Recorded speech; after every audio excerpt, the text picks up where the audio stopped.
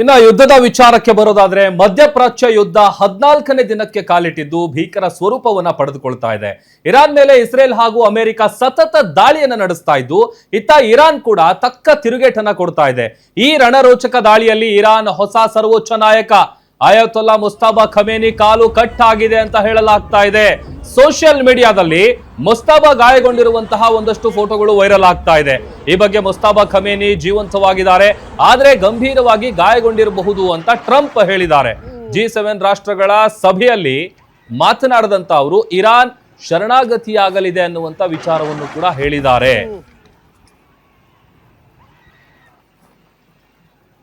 ಆದ್ರೆ ಇರಾನ್ ಮಾತ್ರ ತಾನು ಇನ್ನೂ ಕೂಡ ಸೈಲೆಂಟ್ ಆಗಿಲ್ಲ. ಅಮೆರಿಕ ಮೇಲೆ ಸೇಡನ್ನ ತೀರಿಸ್ಕೊಳ್ತಾ ಇದೆ. ಅಮೆರಿಕಾಗೆ ಇರಾನ್ ಅತಿ ದೊಡ್ಡ ಹಾನಿಯನ್ನ ಮಾಡಿದೆ. ಅಮೆರಿಕದ ಅತಿ ಶಕ್ತಿಶಾಲಿ ಯುದ್ಧ ವಿಮಾನ KC-135 ಪತನ ಆಗಿದ್ದು, ವಿಮಾನದಲ್ಲಿದ್ದಂತ 6 ಮಂದಿ ಪೈಕಿ 4 ಸಾವನ್ನಪ್ಪಿದ್ದಾರೆ ಅಂತ ಗೊತ್ತಾಗಿದೆ. ಇರಾನ್ ಕ್ಷಿಪಣಿ ಅಥವಾ ಡ್ರೋನ್ ದಾಳಿಗೆ ವಿಮಾನ ಪತನ ಆಗಿದೆ ಅಂತ ಹೇಳಲಾಗ್ತಾ ಇದೆ. ಆದ್ರೆ ಇಲ್ಲಿವರೆಗೂ ಅದಕ್ಕೆ ಸಂಬಂಧಪಟ್ಟಂತ ಅಧಿಕೃತ ಮಾಹಿತಿ ಸಿಕ್ಕಿಲ್ಲ.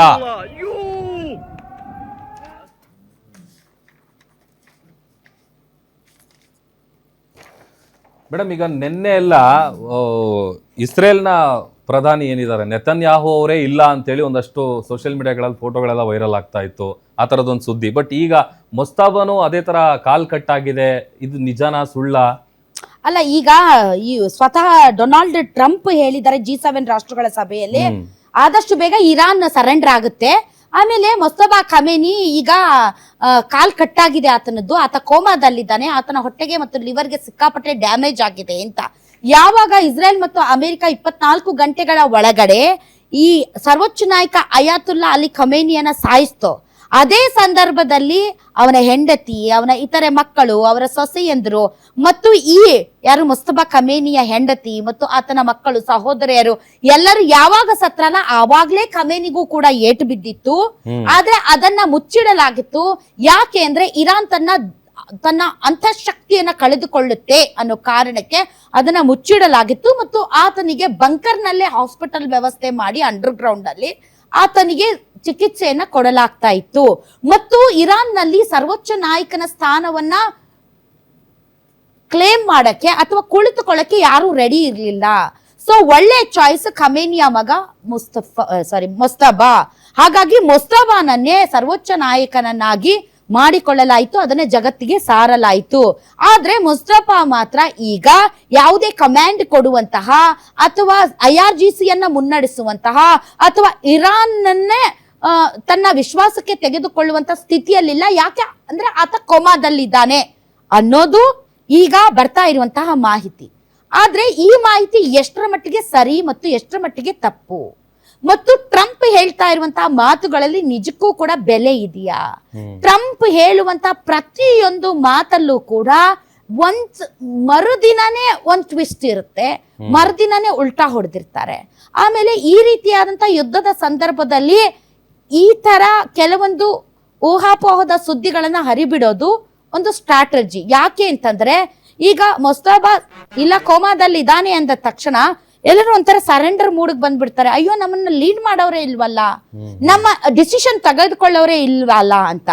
ಆದ್ರೆ ಇರಾನ್ ರಿಯಾಕ್ಟ್ ಮಾಡ್ತಾ ಇರೋ ರೀತಿ ನೋಡಿ, ಇರಾನ್ ರಿಯಾಕ್ಟ್ ಮಾಡ್ತಾ ಇರೋ ರೀತಿ ಯಾವಾಗ ಈ ಸರ್ವೋಚ್ಚ ನಾಯಕ ಅಲಿ ಖಮೇನಿ ಸತ್ತ ಮೇಲೆ ಮುಗಿದು ಹೋಯ್ತು, ರೆಜಿಮ್ ಚೇಂಜ್ ಆಯ್ತು, ಆಡಳಿತ ಬದಲಾವಣೆ ಆಯ್ತು, ಇರಾನ್ ಸರೆಂಡರ್ ಆಗ್ಬಿಡುತ್ತೆ ಅಂತ ಅಂದ್ಕೊಂಡಿದ್ರು. ಆಯ್ತಾ? ದೇಹದಲ್ಲಿ ಬ್ಯಾಡ್ ಕೊಲೆಸ್ಟ್ರಾಲ್ ಜಾಸ್ತಿ ಆದಾಗ ಹಾರ್ಟ್ ಅಟ್ಯಾಕ್ ಆಗೋ ಚಾನ್ಸಸ್ ಜಾಸ್ತಿ. ಇತ್ತೀಚೆಗಂತೂ ಸಿಕ್ಕಾಪಟ್ಟೆ ನ್ಯೂಸ್ನ ಕೇಳ್ತಾನೆ ಇದ್ದೀವಿ. ಸೊ ಬ್ಯಾಡ್ ಕೊಲೆಸ್ಟ್ರಾಲ್ನ ಕಮ್ಮಿ ಮಾಡೋದಕ್ಕೆ ಉತ್ತಮವಾದ ಆಹಾರ ತುಂಬ ಇಂಪಾರ್ಟೆಂಟು. ಜೀನಿ ಸ್ಲಿಮ್ ಯೂಸ್ ಮಾಡಿ. ಕರೆಕ್ಟ್, ಜೀನಿ ಸ್ಲಿಮ್ನಲ್ಲಿರುವಂತಹ ಎಷ್ಟೋ ಆಹಾರ ಧಾನ್ಯಗಳು ಕೊಲೆಸ್ಟ್ರಾಲ್ ಲೆವೆಲ್ನ ಕಮ್ಮಿ ಮಾಡೋದಕ್ಕೆ ಹೆಲ್ಪ್ಫುಲ್ ಆಗುತ್ತೆ. ಸೊ ಹೆಲ್ದಿಯಾಗಿರಿ, ಜೀನಿ ಸ್ಲಿಮ್ನ ಯೂಸ್ ಮಾಡಿ. ಮುಸ್ತಫಾ ಇದಾನೋ ಇಲ್ವೋ, ಕೋಮಾದಲ್ಲಿ ಇದಾನೋ ಹೆಂಗಿದಾನೋ ಇನ್ನೂ ಕೂಡ ಹೊರಜಗತ್ತಿಗೆ ಅದ್ರ ಬಗ್ಗೆ ಕ್ಲಾರಿಟಿ ಇಲ್ಲ. ಬಟ್ ಇರಾನ್ ಒಡ್ಡುತ್ತಾ ಇರುವಂತಹ ಪ್ರತಿರೋಧ, ಇರಾನ್ ಇಡೀ ವಿಶ್ವವನ್ನ ಯಾವ ರೀತಿ ತಲ್ಲಣಗೊಳಿಸ್ತಾ ಇದೆ. ಇರಾನ್ ಜೊತೆ ಈಗ ಎಲ್ಲರೂ ಫೋನ್ ಮಾಡಿ ಮಾತಾಡ್ತಾ ಇದ್ದಾರೆ. ಯಾಕೆ ಅಂತಂದ್ರೆ ಇರಾನ್ ಬಿಟ್ರೇನೆ ಈಗ ಹಡಗು ಬರೋದು. ತಮ್ಮ ದೇಶದ ಜನರ ಅಗತ್ಯತೆಗಳು ಮತ್ತು ಅವಶ್ಯಕತೆಗಳಿಗೆ ಅನುಗುಣವಾಗಿ ಒಂದು ದೇಶ ರಿಯಾಕ್ಟ್ ಮಾಡುತ್ತೆ. ಇರಾನ್ ಎಲ್ಲರನ್ನು ಯಾವ ರೀತಿ ಯಾವ ಲೆವೆಲ್ಗೆ ತಂದಿಟ್ಟಿದೆ ಅಂತಂದ್ರೆ ಅವ್ರಿಗೆ ಇಷ್ಟನೋ ಕಷ್ಟನೋ, ಅವ್ರ ಫಾರಿನ್ ಪಾಲಿಸಿ ಏನಿದೆಯೋ ಇಲ್ವೋ ಗೊತ್ತಿಲ್ಲ, ಆ ಹರ್ಮುಜ್ ಜಲಸಂಧಿಯಿಂದ ಯಾರ್ಯಾರಿಗೆ ಎಫೆಕ್ಟ್ ಆಗಿದೆಯೋ ಅವರೆಲ್ಲರೂ ಕೂಡ ತಾವಾಗೆ ಬಗ್ಗಿ ಇರಾನ್ ಜೊತೆಗೆ ಸಂಪರ್ಕವನ್ನ ಸಾಧಿಸೋ ಲೆವೆಲ್ಗೆ ಈ ಯುದ್ಧವನ್ನ ತಂದಿಟ್ಟಿದ್ದಾರೆ. ಆ ಲೆವೆಲ್ಗೆ ಒತ್ತಡವನ್ನ ಹೇರ್ತಾ ಇದ್ದಾರೆ. ಹಾಗಾದ್ರೆ ಯಾರೂ ಇಲ್ಲದೇನೆ ಲೀಡ್ ಮಾಡೋರು ಇಲ್ದೇನೆ ಡಿಸಿಷನ್ ಮೇಕರ್ಸ್ ಇಲ್ದೇನೆ ಇರಾನ್ ಈ ರೀತಿಯಾದಂತ ಪ್ರತಿರೋಧವನ್ನ ಒಡ್ಡೋದಕ್ಕೆ ಸಾಧ್ಯ ಆಯ್ತಾ? ಇನ್ನೊಂದು ಕಡೆ ಯಾವಾಗ ಟ್ರಂಪ್ ಈ ಕಲ್ಲು ಎಸೆದ ತಕ್ಷಣನೇ ಇರಾನ್ ಕಡೆಯಿಂದ ಒಂದು ಸ್ಟೇಟ್ಮೆಂಟ್ ಬಂತು, ಒಂದು ಪತ್ರಿಕಾ ಹೇಳಿಕೆ ಬಂತು. ಮೊಸ್ತಬಾ ಹೇಳಿದ್ದಾರೆ ಈ ಹೇಳಿಕೆ ಸ್ಟೇಟ್ಮೆಂಟ್ ಅನ್ನೋ ರೀತಿಯಲ್ಲಿ, ಇಲ್ಲ ನಾವು ಬಗ್ಗಲ್ಲ, ನಾವು ಜಗ್ಗಲ್ಲ, ನಾವು ಕಡೆ ಉಸಿರಿರುವವರೆಗೂ ಕೂಡ ನಾವು ಫೈಟ್ ಮಾಡ್ತೀವಿ, ಯುದ್ಧ ಎಂಡ್ ಆಗ್ಬೇಕಂದ್ರೆ ನಾವು ಹೆಂಗೆ ಹೇಳ್ತೀವೋ ಅದ್ರ ಪ್ರಕಾರ ಎಂಡ್ ಆಗ್ಬೇಕು ಅಂತ ಒಂದು ಸ್ಟೇಟ್ಮೆಂಟ್ ಬಂತು. ಬಟ್ ಅದರಲ್ಲಿ ಅವ್ರ ಮುಖ ಆಗಲಿ, ಅವ್ರು ಸ್ವತಃ ಕುತ್ಕೊಂಡಾಗ್ಲಿ, ಅವ್ರ ಲೈವ್ ಬಂದಾಗ್ಲಿ, ಅಥವಾ ಅವ್ರದ್ದು ಯಾವುದೇ ಪ್ರೆಸೆನ್ಸ್ ಇಲ್ಲದೆ ಕೇವಲ ಒಂದು ಸ್ಟೇಟ್ಮೆಂಟ್ ರೀತಿಯಲ್ಲಿ ಬಂತು. ಅದು ಕೂಡ ಅನುಮಾನ ಸೃಷ್ಟಿಸ್ತಾ ಇದೆ. ಅವ್ರು ಜೀವಂತವಾಗಿದ್ರೆ ಅವರು ಓಪನ್ ಆಗಿ ಬಂದು ಲೈವ್ ಅಲ್ಲಿ ಹೇಳ್ಬೋದಾಗಿತ್ತು, ಅಥವಾ ರೆಕಾರ್ಡ್ ಮಾಡಿರುವಂತಹ ವಿಡಿಯೋಗಳನ್ನಾದ್ರೂ ಬಿಡ್ಬೇಕಾಗಿತ್ತು. ಏನನ್ನೂ ಬಿಡದೆ ಕೇವಲ ಒಂದು ಪತ್ರಿಕಾ ಸ್ಟೇಟ್ಮೆಂಟ್ ತರದ ಕೊಟ್ಟಿದ್ದರಿಂದ ಈ ಕಡೆ ಟ್ರಂಪ್ ಏನ್ ಸ್ಟ್ರಾಟಜಿ ಇತ್ತು ಅದು ವರ್ಕೌಟ್ ಆಯ್ತು ಅಂತ ಅನ್ಸುತ್ತೆ. ಯಾಕೆಂದ್ರೆ ಈ ತರ ಹೇಳಿದ ತಕ್ಷಣ ಡೆಫಿನೆಟ್ಲಿ ಮೊಸ್ತಫಾ ಬದುಕಿದ್ದಾರೆ, ಆತನ ವಿಡಿಯೋ ಹೊರಗಡೆ ಬರುತ್ತೆ ಅಥವಾ ವಿಡಿಯೋನ ಹೊರಗಡೆ ಬಿಡ್ತಾರೆ. ಆತ ಬದುಕಿಲ್ಲ ಅಂದ್ರೆ ಅವನ ಪರವಾಗಿ ಇನ್ನೊಬ್ರು ಹೇಳಿಕೆ ಕೊಡ್ತಾರೆ. ಆ ಸ್ಟ್ರಾಟಜಿ ಎಲ್ಲೋ ಒಂದ್ ಕಡೆ ವರ್ಕೌಟ್ ಆಗಿದೆ ಅಂತ ಅನ್ಸುತ್ತೆ. ಯಾಕೆ ಅಂತಂದ್ರೆ ಮೊಸ್ತಫಾನ ವಿಡಿಯೋ ಬಂದಿಲ್ಲ, ಬದಲಾಗಿ ಸ್ಟೇಟ್ಮೆಂಟ್ ಹೊರಗಡೆ ಬಂತು. ಅಲ್ಲಿ ಒಂದ್ ಸ್ವಲ್ಪ ಅನುಮಾನ ಇದೆ. ಮತ್ತು ಇಲ್ಲಿಯವರೆಗೆ ಸರ್ವೋಚ್ಚ ನಾಯಕನನ್ನಾಗಿ ಮಾಡಿದ ಮೇಲೂ ಕೂಡ ಇಲ್ಲಿಯವರೆಗೆ ಹೊರಗಡೆ ಬಂದು ಮಾತಾಡಿಲ್ಲ, ಲೈವ್ ಬಂದಿಲ್ಲ, ಎಲ್ಲೂ ಕಾಣಿಸ್ಕೊಂಡಿಲ್ಲ. ಆಮೇಲೆ ಇನ್ನೊಂದು ವಿಪರ್ಯಾಸ ನೋಡಿ, ನೆತನ್ಯಾಹು ನಿನ್ನೆ ಮಾತಾಡಿದ್ರಲ್ಲ, ಝೂಮ್ ಲೈವ್ ಅಲ್ಲಿ ಮಾತಾಡಿದ್ರು.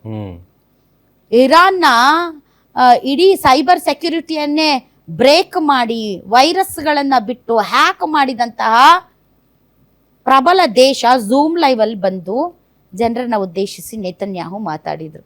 ಅದು ಈ ಯುದ್ಧದ ಒಂದು ದೊಡ್ಡ ಬದಲಾವಣೆ. ಹೀಗಾಗಿ ಮೊಸ್ತಫಾ ಬದುಕಿಲ್ವಾ ಅನ್ನೋದು ಗೊತ್ತಿಲ್ಲ. ಬದುಕಿದ್ರು ಬದುಕಿಲ್ದೆ ಇದ್ರೂ ಕೂಡ ಇರಾನ್ ಕೊಡ್ತಾ ಇರುವಂತಹ ಒಳಏಟು ಪ್ರತಿರೋಧ ಅದನ್ನ ನೋಡಿದಾಗ ಖಮೇನಿ ಪುತ್ರನಿಗಿಂತ ಸ್ಟ್ರಾಂಗ್ ಆಗಿ ಯಾರೋ ಲೀಡ್ ಮಾಡ್ತಾ ಇದ್ದಾರೆ ಅಂತ ಅನ್ಸುತ್ತೆ. ಅದು ಸೇನೆಯ ಮುಖ್ಯಸ್ಥರೋ IRGCನೋ ಅಥವಾ ಪ್ರೆಸಿಡೆಂಟೋ ಯಾರೋ ಗೊತ್ತಿಲ್ಲ. ಸೊ ಹೀಗಾಗಿ I don't know Donald Trump ಮಾತಿಗೆ ಎಷ್ಟು ಬೆಲೆ ಕೊಡಬೇಕು ಬೆಲೆ ಕೊಡಬಾರ್ದು ಅಂತ.